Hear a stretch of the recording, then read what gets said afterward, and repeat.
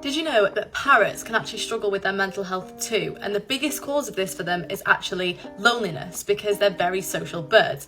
So a brand new research study has looked at whether we can teach parrots to FaceTime each other. Now get ready, this is the cutest thing you've ever seen. I am totally obsessed. So these parrots were taught to touch the screen with the picture of the parrot that they wanted to speak to. And not only did the parrots actively make the calls and seem to understand that there was in fact another parrot on the other end of the call, but their owners actually said this was such a positive experience for them because they seemed to be so much happier as a result. I mean, how adorable is this? And one of my favourite things from the entire study is the fact that some of the parrots got so excited that they actually went and got their toys and brought them to show the other parrots.